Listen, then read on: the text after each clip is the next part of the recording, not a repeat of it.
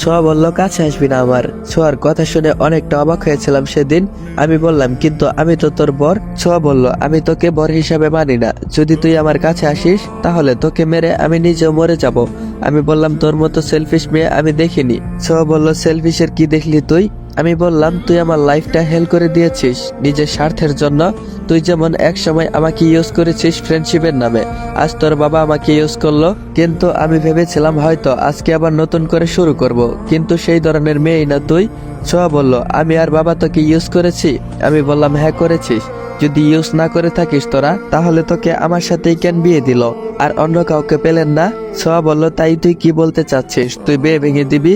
আমি বললাম, আমি বিয়ে ভাঙতে চাইনি, সবকিছু নতুন করে শুরু করতে চেয়েছি। কিন্তু তুই কি বললি একটু আগে মনে করে দেখ। ছোঁয়া বলল, তোর মতো ছোট লোকের বাচ্চার সাথে আমি নিজেও সংসার করব না। তোর সাথে ফ্রেন্ডশিপ করাই আমার জীবনের সবচেয়ে বড় ভুল ছিল। আমি বললাম, যা বলবি আমাকে বল, আমার বাবা মাকে নিয়ে কিছু বলবি না।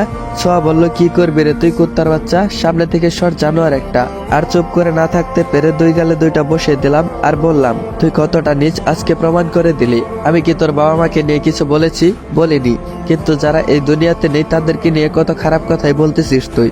টাকা থাকলেই বড়লোক হওয়া যায় না? ছোঁয়ার ঠোঁটের নিচ দিয়ে রক্ত পড়ছে, মাথা নিচু করে বসে আছে।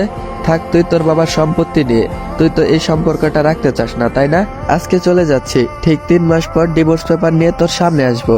সেই দিন ছোঁয়াকে এই কথাগুলো বলে বের হয়ে এসেছিলাম। হ্যাঁ, আমি আমার বাসর রাতে সেই দিন বাসা থেকে বের হয়ে এসেছিলাম। বাসাটা আমার ছিল না, ছোঁয়ার বাবার ছিল। আপনারা হয়তো ভাবছেন এই ছোঁয়াটাকে, আর ওর সাথেই আমার বিয়ে কি করে হলো। ছোঁয়া হচ্ছে বড়লোক বাবার একমাত্র মেয়ে, বাবার অনেক টাকা, তাই দেবাগে মাটিতে পা পড়তো না। ভাবছেন ওর মতো বড়লোক মেয়ের সাথে আমার মতো গরিবের ফ্রেন্ডশিপ কি করে হলো? আসলে ভার্সিটিতে ভালো ছাত্র হিসেবে একটা নাম ছিল আমার। একদিন ক্লাস থেকে বের হওয়ার সময় ছোঁয়া আমার সামনে এসে বলল, তোমার নাম কি হৃদয়? আমি বললাম, হ্যাঁ বলুন। ছোঁয়া বলল, আসলে আমার ফিজিক্সের নোটগুলো লাগতো, একটু দিতে পারবেন প্লিজ? আমি বললাম, হ্যাঁ অবশ্যই। তারপর ওকে নোটগুলো দেই। এভাবেই কথা বলা শুরু, ধীরে ধীরে হালকা পাতলা খবর নেওয়া, এভাবেই ফ্রেন্ডশিপ হয়েছিল। ওর ফ্রেন্ডশিপটা অবশ্য করোনা ছিল, কারণ আমি অনাথ ছিলাম, দুনিয়াতে কেউ নেই আমার, তাই করোনা দেখিয়ে মহৎ হতে চেয়েছিল। সেটা ওর ব্যবহারের মাধ্যমে বুঝিয়ে দিত আমাকে। আমি সব বোঝার মধ্য দিয়েও না বোঝার ভান করে চলতাম। কি করব, আমি যে অনাথ, আমি তো করোনার পাত্র হওয়ার যোগ্য। মাঝে মাঝে মনটা অনেক খারাপ হতো। যদি বাবা মা থাকতো তাহলে ঈদে কাপড় কিনে দিত। ভার্সিটিতে আসার সময় পকেটে টাকা আছে কিনা জিজ্ঞেস করতো, আছে বললেও টাকা বের করে দিত। রাতে দেরি করে বাসায় ফিরলে বকাঝকা করতো। রাগ করে না খেয়ে থাকলে বারবার খেতে ডাকতো। আমাদের জীবনে বাবা মার ভালোবাসাটা ছোট্ট ছোট্ট জিনিসের মধ্যে দিয়ে ফুটে ওঠে, যেটা অনেকেই বুঝে না। সময় হলে সেটাই আর পাবে না, আর সেটাই তার কাছে চাহিদা হয়ে দাঁড়ায়। অনেকে পিতামাতার ভালোবাসা টেলে দেয়, আবার অনেকে সেটার জন্য কান্না করে যায়। যেমনটা আমার ক্ষেত্রে, ভার্সিটিতে থাকাকালীন ছোঁয়া প্রায় ওদের বাসায় নিয়ে যেত আমাকে, আর ভালো মন্দ খাওয়াতো। মাঝে মধ্যে টাকার প্রয়োজন হলে দিতে চাইতো, কিন্তু আমি নিতাম না, কারণ যেই টাকাটা নিব পরে যদি আমি ফেরত দিতে না পারি তাহলে আমারও অনেক খারাপ লাগবে। তাই ছোট একটা পার্ট টাইম জব করতাম। ছোঁয়াকে আমি অনেক ভালোবাসতাম, কিন্তু ওর সামনে আমি সেটা কখনোই প্রকাশ করতাম না। কারণটা খুব সাধারণ, কিন্তু আমি অনেক গরিব। এটা একটা ছোট শব্দ হতে পারে, কিন্তু এর বোঝা অনেক বড়। ওর মতো বড়লোক মেয়ে আমার মতো অনাথ, যে বেঁচে থাকে 2টা শার্ট প্যান্ট দিয়ে চালিয়ে দেয় সারা বছর, তার সাথে প্রেম করবে, এটা ভাবাই অনেক কিছু। এভাবেই চলছিল আমার জীবন। ছোঁয়া আমাকে অনেক কেয়ার করত, কিন্তু ওর কিছু কথার মধ্য দিয়ে আমার জায়গাটা আমাকে চিনিয়ে দিত। কোনো মেয়ের সাথে কথা বললে এসে বলতো, তোর মতো ছেলেরা শুধু মেয়েদের দিকে কোনো জোরে তাকাতে পারে, ছোট লোক কথাকার। এছাড়া ওর কথা মতো চলাফেরা এগুলো তো আছেই। এদিক থেকে ওদিক হলে ছোট লোক, কুত্তা, জানোয়ার এসব ফ্রিতেই শুনতে হতো। তারপরেও মেনে নিয়ে চলতাম। কিন্তু যেদিন ওর মুখ থেকে শুনলাম ওর বিয়ে ঠিক হয়ে গিয়েছে, সেদিন খুব খারাপ লেগেছিল। ছোঁয়া ওর বিয়ের কার্ডটা যখন আমার হাতে দিল, তখন কার্ডটা হাতে নিয়ে হাতটা কাঁপছিল, চোখ দিয়ে অঝরে পানি পড়তে চাইছিল, কিন্তু সেটা আটকে রেখে দিয়েছিলাম। এমনকি ছোঁয়ার বিয়ের সব কাজ আমাকে করতে হয়। ভেবেছিলাম এটা হয়তো আমার ভাগ্য, যাকে ভালোবাসলাম তার বিয়ে দিতে হচ্ছে। কিন্তু বিয়ের দিন বর আসেনি, কারণটা এখনো অজানা। তারপর ছোঁয়ার বাবা ওর বিয়ে আমার সাথে দেন। আমি প্রথমে অনেকবার না করি, কারণ ওদের সাথে আবার যায় না, কিন্তু তিনি হাত জোর করে বলতে লাগলেন, তাই আর না করতে পারিনি। তারপর বাসর রাতের কথা তো আপনাদেরকে বললামই। সেদিন বাসা থেকে বের হয়ে এসেছিলাম, আজ 4 মাস হয়ে গেল। সোহাকে দেওয়া কথার 1 মাস বেশি হয়ে গিয়েছে। পুরনো শহরটায় আজ আবার এসে বসে আছি। আকাশটা অনেকটাই মেঘলা, মনে হয় অঝরে বৃষ্টি নামবে। পুরনো কথাগুলো মনে পড়ে যাচ্ছে। সেই চিরচেনা ব্রিজে গেলাম, যেখানে আমি আর ছোঁয়া প্রায় রাতেই বসে থাকতাম। ব্রিজের এক কোণে গিয়ে বসলাম, একটা সিগারেট ধরিয়ে পুরনো গল্পের খুনসুটির কথাগুলো ভাবতে লাগলাম। নিজের অজান্তে ঠোঁটের কোণে হাসি ফুটে উঠলো। তখন হালকা বৃষ্টি শুরু হয়ে গেল। বৃষ্টিটা আজ খুব ভালো লাগছে, তাই আর উঠলাম না। ছোঁয়ার সাথে কাটানো মুহূর্তগুলো ভাবতে লাগলাম। ছোঁয়া আমার বউ, কিন্তু বাসরাতের পর থেকে তার সাথে আর দেখা হয়নি। হাস্যকর হলেও এটাই বাস্তব। হয়তো এখন ও বড়লোক কোনো ছেলে পেয়ে গিয়েছে, কিন্তু ও কি আবারও বিয়ে করেছে? কথাটা ভাবতে ভাবতে ব্যাগ থেকে ডিভোর্স পেপারটা বের করলাম। এই চেনা শহরে ফিরে আসার 2টা কারণ, তার মধ্যে এটা সবচেয়ে বড় গুরুত্বপূর্ণ। হঠাৎ করে জোরে বৃষ্টি শুরু হলো। কাগজটা ব্যাগে ঢুকিয়ে সিগারেটটা ফেলে দিলাম, তারপরে হাঁটতে লাগলাম। কোনো কিছু পাচ্ছি না যে উঠে যাব। ঝুম বৃষ্টিতে একলা রাস্তায় হেঁটে যাচ্ছি। হঠাৎ করে সামনে দিয়ে একটা ট্যাক্সি আসলো। আমি জোরে ডাক দিলাম, এই ট্যাক্সি। আমার ডাক শুনে ট্যাক্সিটা দাঁড়িয়ে গেল। আমি দৌড়ে গিয়ে দরজা খুলতেই একটা বড় ধরনের শক খেলাম। 4 মাসে অনেকটা বদলে গিয়েছে, কিন্তু চিনতে অসুবিধা হলো না। হ্যাঁ, ভেতরে ছোঁয়া বসেছিল। আমি ওকে দেখে যতটা স্বাভাবিক ছিলাম, ও হয়তো ছিল না। ওর চোখ দেখে বোঝা যাচ্ছিল। এক দৃষ্টিতে আমার দিকে তাকিয়েছিল। ট্যাক্সি ড্রাইভার বলল, স্যার যাবেন নাকি? ড্রাইভারের কথায় বাস্তবে ফিরে আসলাম। আমি বললাম, না, যাও। তারপর সেখান থেকে চলে আসলাম। আগে থেকে একটা বাসা ভাড়া করে রেখেছিলাম। হাঁটতে হাঁটতে বাসায় চলে আসলাম। বাসায় আসার সময় ছোঁয়ার মুখটা বেশি উঠছিল সামনে। অনেকটা বদলে গেছে ও। চুলগুলো আগের মতো ছোট নেই, অনেকটা বড় রেখেছে। ছেলেদের মতো আর প্যান্ট শার্ট পরে না হয়তো, কারণ ওকে শাড়িতে দেখলাম। বেশ মানিয়েছে ওকে শাড়িটাই, একদম পরীর মতো লাগছিল। এসব ভাবতে ভাবতে বাসায় চলে আসলাম। দারোয়ানের কাছ থেকে চাবিটা নিয়ে ভেতরে চলে গেলাম। ফ্রেশ হয়ে বেলকনিতে গিয়ে বসলাম, একটা সিগারেট ধরালাম আর মায়ামাখা বৃষ্টিটা উপভোগ করতে লাগলাম। এখন আর ছোঁয়ার জন্য অতটা আবেগ কাজ করে না, কারণ আমার ভুলটা ও আঙ্গুল দিয়ে দেখিয়ে দিয়েছে। আগে ওর পিছনে কিভাবে ঘুরতাম, কথাগুলো ভাবলেই হাসি পাচ্ছে। সারাদিন ওর কথা মতো উঠবোস করতাম। হৃদয়, এটা কর, এটা করবি না, ওটা করবি না। দিনগুলো চোখের সামনে ভেসে উঠছে, কিন্তু তার জন্য আর আবেগ প্রকাশ পায় না, কারণ আবেগটা সিগারেটের ধোঁয়ার সাথে হারিয়ে গিয়েছে একাকিত্বের বাতাসে। সারা রাত বেলকনিতে বসে থাকলাম। শেষ রাতে সেখানেই ঘুমিয়ে পড়েছি। সকালে ঘুম থেকে উঠে ফ্রেশ হয়ে বেরিয়ে পড়লাম। হাতে আমার আর ছোঁয়ার ডিভোর্স পেপার। আমি আজ নিজের কথাটা রাখতে যাচ্ছি, যেটা আমি ছোঁয়াকে বাসর রাতে দিয়েছিলাম। একটা রিক্সা নিয়ে ছোঁয়ার বাসার সামনে চলে গেলাম। বাসাটা চিরচেনা, কিন্তু মানুষগুলো হয়তো চিনতে পারছি না। দরজায় কলিং বেল চাপলাম। কিছুক্ষণ পর একজন মহিলা এসে দরজা খুলে দিল, হয়তো কাজের লোক। আমাকে জিজ্ঞেস করলো কাকে চাই। আমি বললাম, ম্যাডাম বাসায় আছেন? মহিলাটি বলল, হ্যাঁ। আমি বললাম, একটু ডেকে দিবেন। মহিলাটি বলল, আচ্ছা আপনি বসেন, আমি ডাক দিচ্ছি। বলে মহিলাটা চলে গেলেন। আমি দরজার বাইরে দাঁড়িয়ে রইলাম, কারণ ভেতরে যাওয়ার কোনো ইচ্ছা নেই আমার। আমি পিছনে ঘুরে বাসার বাগানটা দেখতে লাগলাম। একটু পর কে যেন পিছন থেকে ডাক দিল। পিছনে তাকিয়ে দেখি ছোঁয়া। আমাকে দেখে অনেকটা অবাক হলো, তা ওর চেহারা দেখেই বোঝা যাচ্ছে। আমাকে জিজ্ঞেস করলো, কেমন আছো? আমি বললাম, জি ভালো আছি। ছোঁয়া বলল, ভিতরে আসো। আমি বললাম, না, তার আর কোনো দরকার নেই, এই নিন। ছোঁয়া বলল, এটা কি? আমি বললাম, যেটার জন্য আপনি এতদিন অপেক্ষা করেছিলেন। পেপারটা এগিয়ে দিয়ে বললাম, পরে দেখে নিন ঠিক আছে কিনা, আমার সাইন দেওয়া আছে। ছোঁয়া পেপারটা হাতে নিয়ে পড়তে লাগলো। একটু পর আমার দিকে মায়াবী দৃষ্টিতে তাকালো। আমি বললাম, কি ঠিক আছে? আর সরি আপনাকে 1 মাস দেরি করানোর জন্য, কারণ কাগজটা রেডি করতে অনেকটা দেরি হয়ে গিয়েছে, একটু ভেজাল হয়েছিল। আপনি খুশি তো? আজ থেকে আপনি মুক্ত। আমার কথাগুলো শুনে চুপ করে দাঁড়িয়ে আছে ছোঁয়া। আজ আমি আসি, ভালো থাকবেন। এটা বলেই চলে আসছি। পিছনে ঘুরে আর তাকিয়ে দেখলাম না ওর দিকে। হয়তো ও অনেক খুশি হয়েছে, আমিও খুশি, কারণ ভালোবাসার মানুষটা যে খুশি হয়েছে। ওখান থেকে বাসায় চলে আসলাম। সারাদিন টুকটাক কাজ করলাম বাসার। বিকালে বাজার করে এনে রান্না করলাম। একা থেকে রান্না করা শিখে গিয়েছি, কারণ বাকিটা জীবন একাই কাটাতে হবে। রাতে তাড়াতাড়ি খেয়ে ঘুমিয়ে পড়লাম। সকালে অফিসে যেতে হবে। এখন একটা বড় কোম্পানিতে আমি সিনিয়র ম্যানেজার পদে কাজ করি। প্রমোশন পেয়ে এখানে এসেছি। সকালে ঘুম থেকে উঠে ফ্রেশ হয়ে বেরিয়ে পড়লাম অফিসের উদ্দেশ্যে। অফিসে গিয়ে সবার সাথে কুশল বিনিময় করে নিজের কেবিনে গিয়ে কাজ করতে লাগলাম। একটু পর একজন কর্মকর্তা এসে বলল, বস এসেছে, আপনার সাথে দেখা করতে চান। আমি বসের রুমে গিয়ে দরজায় নক করলাম। May I come in sir? ও পাশ থেকে বলল, ইয়েস কাম ইন। দরজা ঠেলে ভিতরে ঢুকতেই সবকিছু যেন অন্ধকার হয়ে গেল, কারণ ভিতরে ছোঁয়া বসেছিল। আমি ওকে দেখে অবাক হলাম, কিন্তু ও আমাকে দেখে একটু অবাক হলো না। হয়তো ও আমাকে চিনতে পারেনি। আমি ওর দিকে তাকিয়ে রইলাম। সোয়া বলল, এই যে মিস্টার হৃদয়। আমি চুপ করে রইলাম। সোয়া আবার বলল, এই যে আমি আপনাকেই বলছি। আমি ওর কথা শুনে বাস্তবে ফিরলাম। আমি বললাম, হ্যাঁ ম্যাম বলুন। তারপরে সোয়া বলল, বসুন। তারপর আমি একটা চেয়ার টেনে বসে পড়লাম। সোয়া বলল, কি খাবেন? আমি বললাম, না ম্যাম, কিছুই খাবো না, ধন্যবাদ। সোয়া আর কিছু না বলে শুধু আমার দিকে তাকিয়ে থাকলো। আমি ওর তাকিয়ে থাকা দেখে বেশ অস্বস্তি বোধ করলাম। তারপর আমি বললাম, ম্যাম আমি তাহলে চাই। সোয়া বলল, আসুন। আমি সেখান থেকে বেরিয়ে নিজের কেবিনে চলে আসলাম। কি যে হচ্ছে কিছুই বুঝতে পারছি না। সবকিছু মাথার উপর দিয়ে যাচ্ছে। ওর চিন্তা মাথা থেকে বাদ দিয়ে কাজে মন দিলাম। কাজ শেষ করে বাসায় চলে আসলাম। বাসায় এসে ফ্রেশ হয়ে রান্না করে খেয়ে নিলাম। রাতে ঘুম আসছিল না, কারণ সোয়ার সেই মায়াবী ভাবে তাকিয়ে থাকা চেহারাটা বারবার চোখ বন্ধ করলে ভেসে উঠছিল। আমি কি সোয়াকে এখনো ভালোবাসি? নিজের মনকে প্রশ্ন করলাম।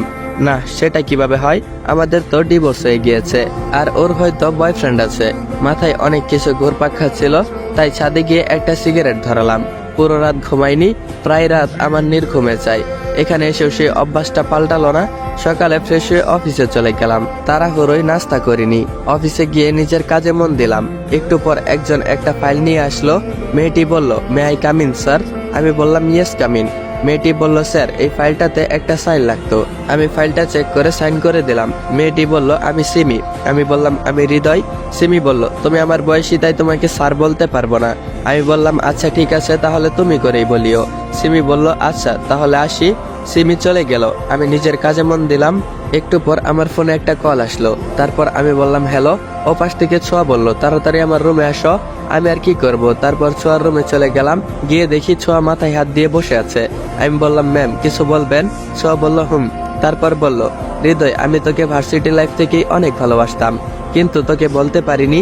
তোর উপর জোর খাটাতাম, কারণ আমি চাইতাম না যে তুই অন্য কোনো মেয়ের সাথে কথা বলিস। অন্য কারোর সাথে তোকে কথা বলতে দেখলে আমার খুব রাগ হতো। আমি জানি আমি তোর সাথে অনেক খারাপ ব্যবহার করে ফেলেছি, আর বাসর রাতের দিন আমি তোকে ওভাবে বলতে চাইনি। তোর উপর আমার অভিমান হয়েছিল, কারণ বাবা তোকে যখন বিয়ের কথা বলার পরও তুই কেন না করে দিলি। সেই কারণে আমি তো তোকে অনেক ভালোবাসি, তাই তো প্ল্যান করে আমার বিয়েটা ভাঙলাম, যাতে পরে আর কোনো উপায় না পেয়ে বাবা তোর সাথেই আমার বিয়ে দেয়। কিন্তু পরে যখন তুই চলে গেলি, আমি সারা রাত অনেক কেঁদেছি। তুই যদি একবার পিছন ফিরে তাকাতি, তাহলে দেখতি আর বুঝতে পারতি। আমি তোকে এই 4 মাস অনেক খুঁজেছি। প্রতি রাতে তোর জন্য কেঁদেছি, উপরওয়ালার কাছে প্রার্থনা করেছি যাতে তোকে আমার কাছে ফিরিয়ে দেন। আমি তোকে অনেক ভালোবাসি। তোকে ছাড়া বেঁচে থাকা আমার পক্ষে কোনোভাবেই সম্ভব না। প্লিজ আমাকে মাফ করে দে। ছোঁয়া এসে আমাকে জড়িয়ে ধরলো আর কান্না করতে লাগলো। আমি ওকে নিজের থেকে ছাড়িয়ে নিলাম। এসব কথা বলার সময় অনেক আগে চলে গিয়েছে, আর আপনার আর আমার মধ্যে কোনো কিছুই নেই। আপনার আর আমার মধ্যে একটাই সম্পর্ক, তা হলো বস আর কর্মচারীর। এর থেকে বেশি কিছুই নয়। কোনো কাজ থাকলে বলেন, না হলে আমি আসছি। ছোঁয়া মাথা নিচু করে কেঁদেই যাচ্ছে। চুলগুলো ওর মুখের সামনে চলে এসেছে। বেশ মায়াবী লাগছে। ইচ্ছে করছে ওর চুলগুলো নিজের হাত দিয়ে সরিয়ে দেই, কিন্তু ওর মায়ায় পড়লে চলবে না। আমি বললাম, আমি আসি তাহলে। কথাটা বলে বেরিয়ে আসতে লাগলাম। ছোঁয়া বলল, আমি নিজের ভালোবাসাটা আদায় করে নিব। তুই ভালো করেই জানিস আমি কতটা জেদি। আমি তোর অভিমানটাকে সরিয়ে ভালোবাসাটাকে বের করেই আনবো। আমি তোকে কথা দিচ্ছি। আমি বললাম, দেখা যাবে। তারপর নিজের কেবিনে এসে কাজ করতে লাগলাম। অফিস শেষ করে বাসায় আসলাম। রাতে খেয়ে ঘুমিয়ে পড়লাম। সকালে ঘুম থেকে উঠে আবার অফিসে গেলাম। একটু পর সিমি আসলো। সিমি বলল, কেমন আছো? আমি বললাম, ভালো। তুমি? সিমি বলল, হ্যাঁ ভালো। সিমির সাথে কথা বলতে লাগলাম। মেয়েটা কথা বলতেও পারে, একবার শুরু করলে আর শেষ করতে চায় না। এরই মধ্যে ছোঁয়া এসে আমাদেরকে দেখে রেগে লাল হয়ে গিয়েছে। কিছু বলল না, শুধু নিজের কেবিনে চলে গেল। একটু পর পিয়নকে দিয়ে আমাকে ডাক দিয়ে নিল। আমি ভিতরে যেতেই যা করলো। ছোঁয়ার রুমে গিয়ে নক দিলাম। আমি বললাম, আসবো ম্যাম? ছোঁয়া বলল, আসুন। আমি ভিতরে গেলাম। ছোঁয়া বলল, বসুন। আমি বললাম, না ম্যাম, কি কাজ আছে দিন। তারপর চোখ রাঙিয়ে বলতে লাগলো, আমি বসতে বলেছি না। তারপর আমি কোনো কথা না বলে বসে পড়লাম। আমি বসতেই ছোঁয়া উঠে দাঁড়ালো। উঠে গিয়ে দরজাটা লাগিয়ে দিল। আমি বললাম, কি ব্যাপার, দরজা লাগিয়ে দিলেন কেন? ছোঁয়া বলল, আমার অফিস, আমি যা ইচ্ছা তাই করব। আমি সিটে বসে আছি। ছোঁয়া এসে আমার সামনের ডেস্কটার উপরে উঠে বসলো। আমি বললাম, আপনি এভাবে উঠে বসলেন কেন? নিজের চেয়ারে গিয়ে বসুন। ছোঁয়ার মাথাটা আমার মাথার কাছে এনে বলল, সেটা পরে দেখা যাবে। আগে বল, তুই ওই সিমির সাথে এত হেসে কি কথা বলছিলি, আর কেনই বা বলছিলি? আমি বললাম, সেটা আমার ব্যক্তিগত ব্যাপার, আপনি কে বলার? ছোঁয়া বলল, তোর ব্যাপার মানে? আমি তোর বউ। আমি বললাম, ছিলেন। ছোঁয়ার মুখটা মিলিয়ে গেল, কি যেন ভাবতে লাগলো। আমি বললাম আমি তাহলে আসি ম্যাম, আমার কাজ আছে। আমার কথাই ছোঁয়ার ধ্যান ভাঙলো। ছোঁয়া বলল না, কোথাও যেতে হবে না, এখানেই বসে থাক। আমি বললাম কিন্তু আজকে তো মিটিং আছে। ছোঁয়া বলল ও তাহলে যাও, বাকি ব্যবস্থা আমি করে নিচ্ছি পরে। আমি উঠতে যাব ঠিক তখনই ছোঁয়া আবার ধাক্কা দিয়ে আমার সিটে বসিয়ে দিল। ছোঁয়া বলল কোথায় যাচ্ছ? আমি বললাম আপনি না যেতে বললেন। ছোঁয়া বলল আগে একটা কিস দাও তারপর যেও। আমি বললাম কি? ছোঁয়া বলল আগে একটা কিস দাও তারপর চলে যেও। আমি বললাম আমি পারবো না, পাগল নাকি আপনি? আপনার বয়ফ্রেন্ডের কাছে যান, একটা না 1000টা কিস দিবে। ছোঁয়া বলল আমি এত কথা শুনতে চাই না, তুই দিবি কিনা বল। আমি বললাম দিব না। ছোঁয়া বলল তাহলে যা করার আমাকেই করতে হবে। আমি বললাম যা ইচ্ছা করে নিন। তখন ছোঁয়া ওর মাথাটা আমার মাথার কাছে আনলো। ও টেবিলের উপর বসে থাকায় ওর মাথাটা নিচু করে আমার দিকে তাকাতে হচ্ছে। আমি ওর দিকে তাকাতে যাব, ঠিক তখনই 2 হাত দিয়ে আমার গাল দুটো ধরলো আর কপালের সাথে কপাল ঘষতে লাগলো। কেমন যেন একটা ভালো লাগা নিজের ভিতরে কাজ করতে লাগলো। ওর নিঃশ্বাস নেওয়ার শব্দটাও স্পষ্ট শুনতে পাচ্ছিলাম। তারপর ওর ঠোঁট দুটো আমার ঠোঁটের দিকে এগিয়ে আনতে লাগলো। আমি বাধা দিলাম। আমি বললাম ম্যাম কি করছেন? ছোঁয়া বলল একজন বউ তার বরের সাথে যা করে, বলেই ও আমার হাতটা সরিয়ে দিয়ে ওর ঠোঁটের সাথে আমার ঠোঁট লাগিয়ে দিল। বেশ কিছুক্ষণ পর ছেড়ে দিল। দুজনেই হাঁপাতে লাগলাম, কিন্তু ছোঁয়া মুচকি মুচকি হাসতে লাগলো। আমি বললাম আপনি এটা কি করলেন? ছোঁয়া বলল তুমি তো বললা যা করার করে নিও, তাই আমি যা করার করে নিলাম। আমি কিছু না বলেই সেখান থেকে বেরিয়ে আসলাম। তারপর নিজের কেবিনে গিয়ে বসলাম। বসে বসে ছোঁয়ার কথা ভাবতেছি। ওর গোলাপি ঠোঁট দুটো যেন আমাকে টানছে। বারবার সেই কিসের কথা মনে পড়ছে, আর ঠোঁটের কোণে হাসি চলে আসছে। এত হাসি কিসের? কথাটা শুনে সামনের দিকে তাকিয়ে দেখি সিমি একা একাই হাসছেন। যে পাগল হয়ে গিয়েছেন নাকি? আমি বললাম না, পাগল হতে যাব কেন? সিমি বলল তাহলে একা একাই হাসছেন যে? আমি বললাম পুরনো একটা কথা মনে পড়ে গেল তাই। সিমি বলল আমিও শুনি কি কথা? আমি বললাম পরে একদিন শোনাবো। হঠাৎ এই সময় আসলে যে, কোনো দরকার আছে কি? সিমি বলল না তেমন কিছু না, সেরকম কিছু না, লাঞ্চ টাইম হয়ে গিয়েছে তো তাই ভাবলাম আপনার সাথে একটু গল্প করি। আমি বললাম ও আচ্ছা, বসুন খাবার অর্ডার করি। আমি ফোনটা নিয়ে পিয়নকে বললাম নিচের রেস্টুরেন্ট থেকে খাবার নিয়ে আসতে। তারপর দুজনেই গল্প করতে লাগলাম, কিন্তু গল্প করার কোনো মুড নেই। শুধু ছোঁয়ার মায়াবী চেহারাটা ফুটে উঠছে আমার চোখের সামনে, আর এইদিকে সিমি বকবক করেই যাচ্ছে। একটু পর পিয়ন খাবার নিয়ে আসলো। দুজনেই হাত দিয়ে খেতে লাগলাম আর হালকা পাতলা হাসি ঠাট্টা করছিলাম। তখনই দেখলাম ছোঁয়া গ্লাসের বাইরে থেকে আমার দিকে তাকিয়ে আছে। কিছুক্ষণ তাকিয়ে থেকে চলে গেল কিছু না বলেই। খাবার শেষ করে সিমিকে বিদায় দিয়ে বললাম আর নিজের কাজগুলো করতে লাগলাম। অফিস শেষ করে আমি বাইরে দাঁড়িয়ে আছি, কোনো রিক্সা নেই, তাই হাঁটতে লাগলাম। হঠাৎ সামনে একটা গাড়ি এসে থামলো, গ্লাসটা নামালো। ভিতরে ছোঁয়া বসে আছে। ছোঁয়া বলল গাড়িতে ওঠো। আমি বললাম না ম্যাম ঠিক আছে, আমি সামনে থেকে রিক্সা নিয়ে নিব, আপনি চলে যান। ছোঁয়া বলল উঠতে বলেছি। আমি বললাম দেখুন ম্যাম, আপনি আমার অফিসে বস, তাই এখানে জোর খাটাতে আসবেন না। ছোঁয়া বলল উঠবি নাকি গাড়ি থেকে নেমে ওইটা করব। এখন সবার সামনে করলে সবাই ফ্রিতে শো দেখতে পাবে, যদি না চাস সবাই ফ্রিতে শো দেখুক, তাহলে গাড়িতে উঠে পর। আমি ভাবলাম ভিতরে তো যাব না, আর বাইরে দাঁড়িয়ে থাকলে ইজ্জত সব শেষ হয়ে যাবে, দৌড় মেরে পালিয়ে যাই। যেই 1-2 ধাপ দিলাম, তখনই ছোঁয়া পেছন থেকে বলল পালিয়ে যাচ্ছিস? কিন্তু রাত শেষ হলেই তো ওই অফিসেই আসতে হবে, কাল সবার সামনে কিস করব। কথাটা শুনেই দাঁড়িয়ে গেলাম। ঠিকই তো, কাল তো আবার অফিসে যেতে হবে। ছোঁয়ার যেরকম জেদ, কথার খেলাপ করবে না, তাই গুটি সুটি পায়ে ফিরে আসলাম গাড়ির সামনে। গাড়ির দরজাটা খুলে গাড়িতে গিয়ে বসলাম। ছোঁয়া ড্রাইভারকে বলল গাড়ি স্টার্ট দিতে। আমি গুটি সুটি মেরে বসে আছি। ছোঁয়া আমার কাঁধে মাথা দিয়ে বসে রইল। পরন্ত বিকালে ঝিরি ঝিরি বৃষ্টি পড়ছে, আর এই মুহূর্তটা যে কেমন ছিল তা ভাষায় প্রকাশ করার মতো ছিল না। একটু দূর যেতেই ছোঁয়া গাড়ি থামাতে বলল আর আমাকে নামতে বলল। আমি নেমে আসলাম। ছোঁয়া ড্রাইভারকে গাড়ি রেখে চলে যেতে বলল। আমি বললাম ড্রাইভারকে পাঠিয়ে দিলেন যে? ছোঁয়া বলল আমাদের যেতে দেরি হবে, আসো আমার সাথে। আমি বললাম না, আমার বাসায় যেতে হবে, আমার কাজ আছে অনেক। ছোঁয়া বলল প্লিজ, কিছুক্ষণ পর চলে যাব। ওর দিকে তাকালাম, একটা মায়াবী দৃষ্টিতে আমার দিকে তাকিয়ে আছে। আমি বললাম আচ্ছা চলুন তাহলে। তারপর দুজনে হাঁটতে লাগলাম।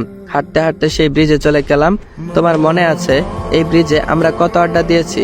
ছোঁয়া বলল। আমি শুধু মাথা নাড়িয়ে হ্যাঁ বললাম। দুজনে ব্রিজের রেলিং ধরে দাঁড়িয়ে আছি। নিচে নদীতে সূর্যের পরন্ত আলো যেন অন্যরকম একটা মুহূর্ত ফুটিয়ে তুলেছে। পশ্চিম আকাশে উড়ে যাওয়া মেঘগুলো এক অপরূপ সৌন্দর্যের সৃষ্টি করছে। ছোঁয়া আমার হাত ধরে কাঁধে মাথা রেখে সামনের দিকে তাকিয়ে আছে। অনেকক্ষণ আমাদের মধ্যে কোনো কথা হয়নি। ছোঁয়া বলল তুমি কি সত্যি আমাকে আর ভালোবাসো না? আমি ওর কথায় কি উত্তর দেব? কথাটা শুনে আমি যেন অবাক হয়ে গেলাম, কারণ কি বলবো আমার জানা নেই। সোয়া বলল, কি হলো, চুপ করে আছো কেন? আমি বললাম, সেটা না হয় না জানাই থাকলো, ডিভোর্স তো হয়ে গিয়েছে, এখন আর পুরনো কথা ঘেটে কোনো লাভ নেই। আমার কথাটা শুনে সোয়ার মন খারাপ হয়ে গেল। আর কিছুক্ষণ পর যাওয়ার পর আমরা সেখান থেকে চলে আসলাম। আজকের দিনটা খুব ভালোভাবেই ঘুমাতে পেরেছি, কারণটা আমার নিজেরও অজানা। সকালে ঘুম থেকে উঠে ফ্রেশ হয়ে অফিসে চলে গেলাম। গিয়ে নিজের কেবিনের সামনে গিয়ে আমার নামের জায়গায় অন্য একজনের নাম দেখলাম। গিয়ে দেখলাম আনোয়ার সাহেব নাম লেখা, কম্পিউটার সিনিয়র কর্মকর্তা। তাহলে কি সোয়া আমাকে চাকরি থেকে বের করে দিল? হঠাৎ করে পিছন থেকে পিয়ন এসে বলল, ম্যাডাম আপনাকে ডাকছিল। আমি সোয়ার রুমে গিয়ে দরজায় নক করে ভিতরে ঢুকেই যা দেখলাম তা দেখে আমার মাথায় যেন আকাশ ভেঙে পড়ল। আসসালামু আলাইকুম এভরিওয়ান। মায়াহীন ভালোবাসা গল্পের 1 নম্বর পর্বটা এইখানেই এন্ড করা হলো। তো গল্পটা তোমাদের কাছে কেমন লাগছে বা কেমন লাগতেছে অবশ্যই কমেন্ট বক্সে জানিয়ে যাবা। আর হ্যাঁ, এই ভিডিওটাতে যদি 100 কমেন্ট আর 500 লাইক কমপ্লিট করে দিতে পারো তাহলে খুব শীঘ্রই নেক্সট পর্বটা নিয়ে আসবো। তো তাড়াতাড়ি টার্গেট কমপ্লিট করে দাও আর গল্পের পাঠের জন্য অপেক্ষা করো। আর হ্যাঁ, যারা যারা চ্যানেলে নতুন অবশ্যই চ্যানেলটা সাবস্ক্রাইব করে বেল আইকন নোটিফিকেশনটা অন করে রাখবা, যাতে করে পরবর্তী পর্ব আসার সাথে সাথেই তোমাদের ফোনে নোটিফিকেশন যায়। তো পরবর্তী পর্ব আসা অবধি সবাই ভালো থাকবা, সুস্থ থাকবা। আল্লাহ হাফেজ।